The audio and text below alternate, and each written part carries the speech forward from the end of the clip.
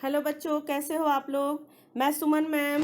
बच्चों, आज हम लोग वसंत भाग 3 में चैप्टर 8 यह सबसे कठिन समय नहीं है उसके बारे में पढ़ेंगे, जिसको जया जादवानी जी ने लिखा है। तो सबसे पहले हम उनके जीवन परिचय के बारे में थोड़ा सा जान लेते हैं कि जया जादवानी जी का जन्म 1 मई 1959 को मध्य प्रदेश के शहडोल जनपद में कोटमा नामक स्थान पर हुआ था। इन्होंने रविशंकर विश्वविद्यालय रायपुर से हिंदी में स्नातकोत्तर उपाधि प्राप्त की थी। इसके अलावा इन्होंने मनोविज्ञान में एमए बिलासपुर से किया।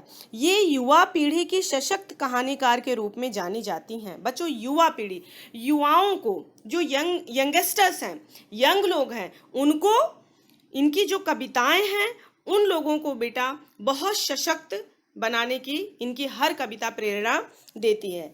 तो इनका बच्चों, चलो अब हम लोग इनका कविता के बारे में देख लेते हैं। यह सबसे कठिन समय नहीं है। चैप्टर का जो टाइटल है उसी से पता चलता है कि ये जो हमारा समय अभी चल रहा है, वर्तमान समय, ये सबसे कठिन समय नहीं है।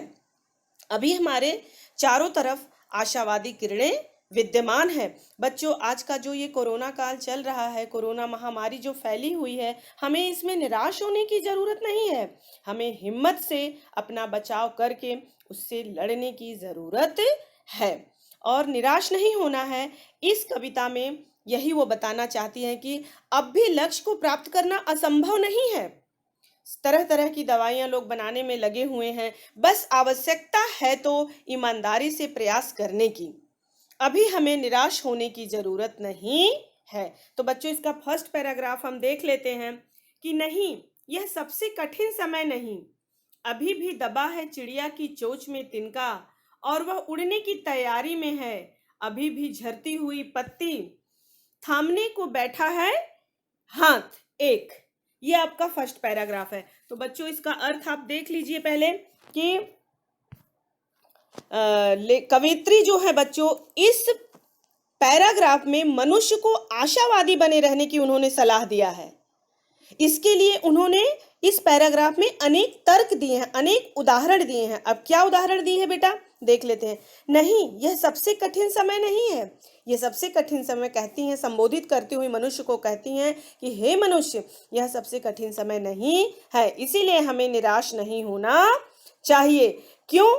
इस बारे में वो उदाहरण देती हैं, किसका? एक चिड़िया का, कि अभी भी दबा है चिड़िया की चोंच में एक तिनका। इस बारे में उदाहरण देती हुई कहती हैं कि चिड़िया की चोंच में तिनका दबाए हुए वह उड़ने की तैयारी में है। चिड़िया जो है बच्चों, अपना घोंसला बनाने के लिए कैसे एक एक तिनके को वो बटोरती है पहले। तो लेखिका इसमें कवित्री कहती हैं कि चिड़िया अपनी चोंच में तिनका दबाए हुए उड़ने की तैयारी में है। अभी भी झरती हुई पत्ती थामने को बैठा है एक हाथ। उसका मतलब क्या है बेटा कि चिड़िया जो है तनिक भी निराश दिखाई नहीं देती है, क्योंकि उस तिनके से वो अपना घोंसला बनाएगी। और पेड़ से जो पत्ती गिर रही है उसे पकड़ने के लिए कोई हाथ तैयार है। अर्थात बच्चों, कि जो पेड़ से पत्ती गिर रही है उसे हम ऐसे पकड़ने के लिए तैयार नहीं है। उसके पीछे कहने का तात्पर्य कवित्री का ये है कि मुसीबत के समय या तुम्हारे जब कदम डगमगाते हैं तो कोई सहारा देने के लिए बैठा है।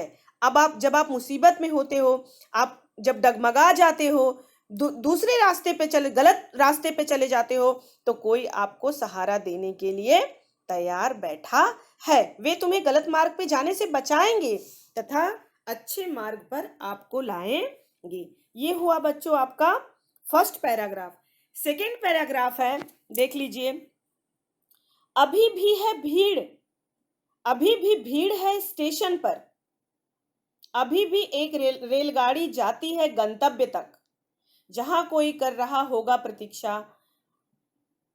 अभी भी कहता है कोई किसी को, जल्दी आ जाओ कि अब सूरज डूबने का वक्त हो गया है। बच्चों, इसमें देख लो, अर्थ बहुत इजी है। गंतव्य का मतलब होता है बेटा डेस्टिनेशन, जहां हमको जाना होता है, और प्रतीक्षा का मतलब होता है इंतजार। तो इस चैप्टर में बेटा कवित्री जो है वो बताती हैं आप लोगों को कि ये सबसे कठिन समय नहीं है। इसके लिए भी वो कठिन समय में निराश न होने के लिए इस पक्ष में वो तर्क प्रस्तुत करती हैं। क्या तर्क प्रस्तुत करती हैं बेटा? अभी भी भीड़ है स्टेशन पे, अभी भी एक रेलगाड़ी जाती है गंतव्य तक। अर्थात इसमें कवित्री जो है मनुष्य को आशावादी होने का संदेश देती हुई कहती हैं कि स्टेशन पर अब भी बहुत भीड़ है। लोग स्टेशन पे, आपने देखा होगा जब कहीं जाते हैं तो कितनी भीड़ रहती है, स्टेशन पे अब भी बहुत भीड़ है। अर्थात उसका मतलब क्या है कि लोग एक जगह से दूसरी जगह पे आ जा रहे हैं। रेलगाड़ी अपने गंतव्य पे अब भी जा रही है, उसे जहां जाना है वो अभी भी जा ही रही है। इस रेलगाड़ी से जाने वालों का इंतजार उनके प्रियजन कर रहे हैं। जहां कोई कर रहा होगा प्रतीक्षा, जो उस रेलगाड़ी से आ जा रहे हैं, तो वो ये बता रही हैं कि रेलगाड़ी से जाने वाले का इंतजार उनके जो अपनी प्रिय हैं वो कर रहे हैं। और अभी भी कहता है कोई किसी को, जल्दी आ जाओ कि सूरज डूबने का वक्त हो गया। अर्थात बच्चों कि वे इनकी बेचैनी से प्रतीक्षा कर रहे हैं। वह कह रहे हैं कि अब सूर्य छुपने का समय हो गया है, इसलिए जल्दी से आ जाओ। अर्थात लोग अभी भी एक दूसरे के सुख दुख का ध्यान रख रहे हैं। ऐसे में हम कह सकते हैं कि यह सबसे कठिन समय नहीं है। हमें अपनी निराशा छोड़कर कर्तव्य के पथ पर आगे बढ़ते जाना चाहिए। बच्चों आप लोग देखते हो, आप छोटा सा अपने घर में रोज वो उदाहरण देखते हो कि पापा फैक्ट्री पे जाते हैं, कोई कहीं जॉब करने जाता है, कोई कहीं रहता है, और जब उसका आने का समय होता है तो कैसे शाम को जब थोड़ा सा भी लेट होता है तो बेचैनी बढ़ जाती है, अरे अभी तक पापा क्यों नहीं आए, अभी भैया क्यों नहीं घर पे आया। तो वही उनका कहने का मतलब है कि रेलगाड़ी अभी भी स्टेशन पे भीड़ है, लोग आ रहे हैं जा रहे हैं, पर उनके प्रियजन जहाँ वो पहुंचने वाले हैं बहुत ही बेचैनी से उनकी प्रतीक्षा कर रहे हैं। सूर्य छुपने का समय हो गया है। सूरज डूबने के बाद बच्चों सब लोग चाहते हैं कि उनके घर का हर सदस्य अपने घर में हो। तो कवित्री कहना चाह रही है कि सूर्य छिपने का समय हो गया है, इसलिए जल्दी से आ जाओ। अर्थात कहने का मतलब कि लोग अब भी एक दूसरे के सुख दुख का ध्यान रख रहे हैं। तो हमें आशावादी दृष्टिकोण रखना चाहिए, निराशा को छोड़कर के। बच्चों लास्ट पैराग्राफ इसका है, अभी कहा जाता है उस कथा का आखिरी हिस्सा जो बूढ़ी नानी सुना रही सदियों से। दुनिया के तमाम बच्चों को अभी आती है एक बस अंतरिक्ष के पार की दुनिया से, लाएगी बचे हुए लोगों की खबर। नहीं, यह सबसे कठिन समय नहीं है। बच्चों इसमें देख लो, इसमें सदियां जो हैं, सदियों, सदियों का मतलब होता है बच्चों कई सौ साल का समय।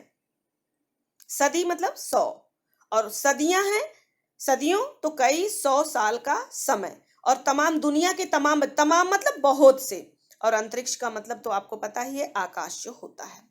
तो इस लास्ट पैराग्राफ में अंतिम पंक्ति में कवित्री ये बताना चाहती हैं कि ये कठिन समय नहीं है।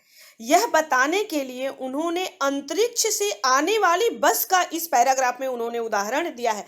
हर एक पैराग्राफ में उन्होंने उदाहरण दिया हुआ है। फर्स्ट पैराग्राफ में बच्चों आपने देखा चिड़िया का उदाहरण दिया है, दूसरे पैराग्राफ में आपने देखा स्टेशन का उदाहरण दिया है कि कैसे लोग उस भीड़ भाड़ जगह पे ट्रेन में बैठ के एक जगह से दूसरी जगह जा रहे हैं, लोग उनका इंतजार कर रहे हैं। इस कहने का मतलब ये है कि सब एक दूसरे का ख्याल रख रहे हैं, सबके सुख दुख का ध्यान रख रहे हैं। तीसरे पैराग्राफ में बच्चों उन्होंने अंतरिक्ष में जाने वाली बस का उदाहरण दिया है। कवित्री कहती हैं कि संयुक्त परिवार, अभी कहा जाता है उस कथा का आखिरी, कथा मतलब बच्चों कहानी, कि संयुक्त परिवार में दादी नानी द्वारा आज भी वे कहानियां सुनाई जाती हैं, जिसके अंत में हमें क्या होता है, परिश्रम पूर्वक आगे बढ़ते हुए लक्ष्य प्राप्त करने की शिक्षा दी जाती है। दादी कोई भी कहानी सुनाती हैं बच्चों दादी दादा द्वारा, तो उसके लास्ट में हमें कोई सीख मिलता है। क्या सीख मिलता है? परिश्रम, क्योंकि परिश्रम का कोई पर्याय नहीं है बच्चों। इस समय भी ऐसी कहानियां सुनाई जाती हैं जिसके अंत में अंतरिक्ष से आने वाली बस का वर्णन होता है। उस कथा का आखिरी हिस्सा जो बूढ़ी नानी सुना रही है सदियों से, कई कई सालों से बूढ़ी नानी सुना रही हैं कि दुनिया के तमाम बच्चों को, ये जो दुनिया भर के तमाम बच्चे हैं बच्चों, उनको दादी अभी भी कहानी सुना रही हैं और जिसके अंत में परिश्रम पूर्वक आगे बढ़ते हुए, ये आपको अपने मन से बच्चों जोड़ना है, परिश्रम पूर्वक आगे बढ़ते हुए लक्ष्य प्राप्त करने की शिक्षा दी गई है। आगे है, अभी आती है एक बस अंतरिक्ष के पार की दुनिया से। इसमें क्या है बच्चों कि अंतरिक्ष में आप देखते हो कि कई कई सालों में हमारे देश से विदेश से अंतरिक्ष में स्पेस शटल में जो अंतरिक्ष यान जाता है या बसें जाती हैं, जो भी जाता है वहाँ पे, तो कितनी ढेर सारी खोज करके लोग आते हैं, कितने लोग लौट पाते हैं, कितने लोग बच्चों नहीं भी लौट पाते हैं। उसका बहुत बड़ा उदाहरण हमारा है कल्पना चावला का, कि कल्पना चावला जो थी वो गई थी अंतरिक्ष में, रहने के बाद उन्होंने ढेर सारे अनुसंधान खोज किए थे, लेकिन जैसे ही वो लैंडिंग उनकी स्पेस शटल करने वाली थी, ब्लास्ट हो गया। उसमें जितने भी लोग थे 9 10 11 लोग, वो सारे लोग मार दिए गए। इसीलिए कवित्री यहाँ पे बताती हैं बच्चों कि अंतरिक्ष में खोज तथा साहसपूर्ण कार्य करते हुए कुछ मारे गए, अंतरिक्ष के पार की दुनिया से लाएगी बचे हुए लोगों की खबर।